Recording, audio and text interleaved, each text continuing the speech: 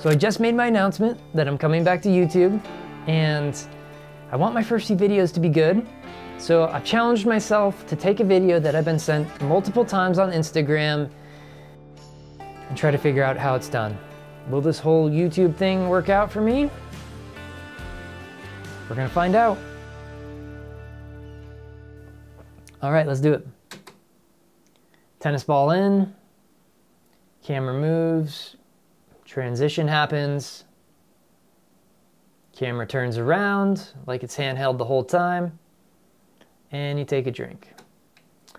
And that is the shot. So yeah, breaking down, to me this is just two different shots. An A shot with the tennis ball going into the wine glass, and then a B shot with the Gatorade in a wine glass.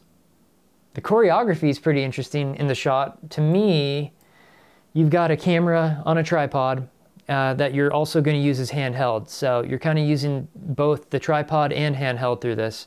This first shot, you're going to hold, the camera as is, handheld. You move it here.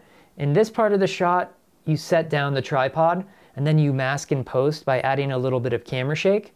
But to me, this second part is when you're going to make the cut happen. And then you're going to pick the camera back up, and then you're just going to turn it around like you were holding it the whole time. When you're on the tripod, there's two different ways to make a cut that could make it look really seamless. One is you're going to just, hold the glass when you get very still, and then someone could actually swap out an identical glass while you're being very still, and then you just continue the shot. But I don't think that's what's happening here, only because you actually need to swirl the tennis ball in the glass to match it with the swirling of the Gatorade. So to me, the cut is happening in the motion blur. That would be the most logical place to put it. And let's take a look frame by frame to see if we can actually see when that might happen. So, tennis ball starts to move, then the Gatorade starts to come in right here. And to me, the cut is happening right here. It's very seamless, but you start to notice a little bit of yellow on his fingers from the Gatorade reflection. So to me, that's where the cut's happening. He just does a really good job of matching the movement. And that's really what's key in a shot like this, is to match the movement from one shot to the next so it looks seamless. The rest of the work is really just done in After Effects in the editing process. So yeah, now that I've got my guess, I'm gonna go try to get the shot set up and see if I can get a seamless cut going.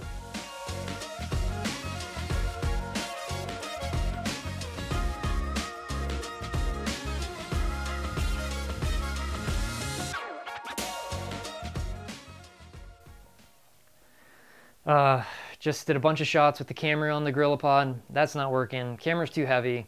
I can't really choreograph it the way I want, so tomorrow I'm just gonna set it up and try it with the GoPro. It'll be lighter, hopefully be easier. I'm just using these kind of cameras because I want to be able to control the white balance. I want to control the exposure, nothing automatic. I don't want anything changing as the shot kind of continues to make it any harder in the edit. So that's that. Let's see if it works tomorrow.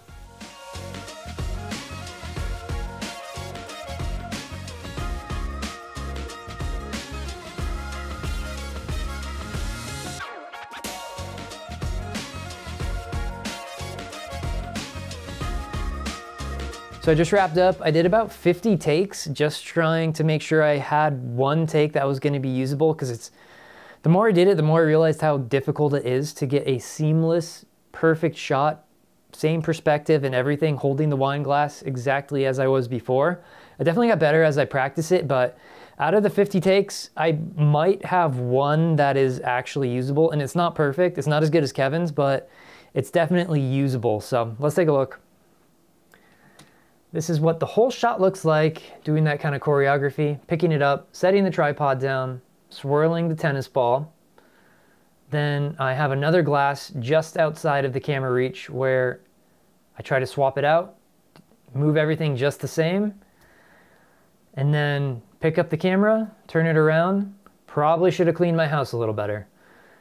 If we look at the cut shot, you'll see that I matched up the frames so that they're looking just the same. The hands look pretty good. The glass looks pretty good. It's not perfect, but it's super close. So yeah, we have something to work with in After Effects now. All right, so now what we're gonna do is we're just gonna drag across those, right click, and we're gonna go replace with After Effects composition. Now everything gets brought into After Effects just the way it was in Premiere. Got that cut happening right here. And yeah, for the transition, we really just wanna start good 4 or 5 frames before the cut, and then have it last as long as it takes for the tennis ball to liquefy into the Gatorade. So to do this, we take this Gatorade shot, we got to duplicate it, and then we bring it back a good 4 frames. If you use Alt bracket, you can cut it to just 1 frame. I like to work on a frame by frame basis just because it's so few frames, it's really helpful for me. So I just use 1 frame here, I'll duplicate it again, move it a frame for the next one. But yeah, so now we've got this Gatorade. I'll drop the opacity on this layer, and then you can see that it doesn't quite match up. So, you know, from here, we'll just move it so that it looks like it's right above the layer below. Kind of check that out. And now that it is, pen tool, and then we can just draw a little bit of the Gatorade to make it look like it's just starting to form in the glass. This part's up for artistic interpretation. Feather it out quite a bit so it looks like it's really blending. And now you've got your first hint of Gatorade, and you're just gonna wanna have that grow from frame to frame to frame. And I'll show you some of the stuff that I did. I've already actually gone through a good amount of it. And I'll show you all the little variations you can work on in here to make it your own artistic interpretation. Doesn't have to be like mine, doesn't have to be like Kevin Parry's. Yeah, let's go back. We'll look at the first frame that I start to bring it into. Just a little bit of the Gatorade. Fade it in. Next frame. Same thing, just a little bit more as it's moving around the glass. Next frame. Got a little bit more. And now I've got a little piece of the tennis ball actually masked in on top to make it look like some of the tennis ball is on top while some of the Gatorade's on top. You want to kind of play with the depth so that it looks like it's all interacting with each other. Next frame, we've got just growing Gatorade, more interaction there. And now we get into the cut. So I'll drop it down. And I've done everything from a little bit of extra shadow on the finger to kind of hide the glow of the Gatorade, to the tennis ball, to having a little piece of the glass, more of the Gatorade. We'll move on to the next one. On this one, I've actually taken some of the tennis ball and scaled, just kind of squished it so it looks like it's starting to form into the liquid. More of the same, kind of blending it with the Gatorade. A little bit of reflection in the glass even to make sure that, you know, we're accounting for the reflection of the tennis ball. All these little things can really help sell the transition and the effect. Same thing here. Move on to the next one. And this is where, you know, you really start to play with the puppet pin tool. I've used that a little bit to kind of deform the tennis ball. You could use the liquefy effect if you wanted to try to do that with the tennis ball to make it look like it's deforming into the liquid. Same thing with the next one. And then I start to actually have it form into like a little ball as it travels across, changing the scale a little bit.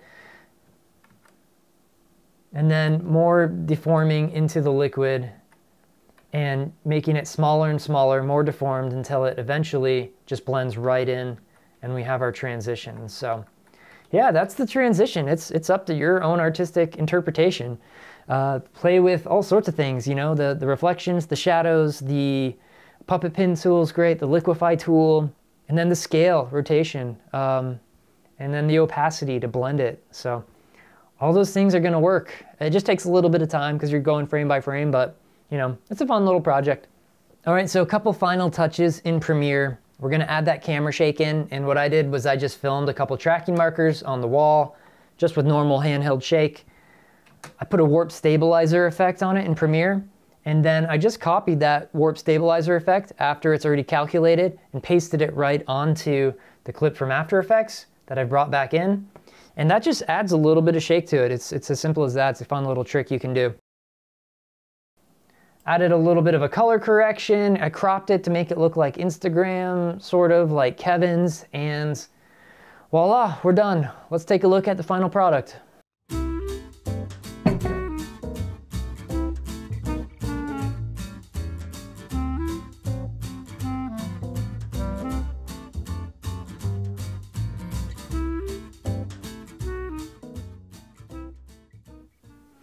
All right, so that was it. Comment, below if you think that it came out all right. If you think Kevin had a completely different technique, let me know as well. Yeah, it was fun making it though. If I could do anything different, I'd probably say just making sure that I had that cut really perfect. It was close, but it wasn't perfect. I probably would have lit, the shot better, maybe cleaned my house a little better. But overall, I had a lot of fun making it. I think it came out pretty good, and I'm excited to do more of these. So, follow me on Instagram and send me some clips if you want me to try to break them down. We can do more videos like this. Thanks for watching. More's to come. Cheers.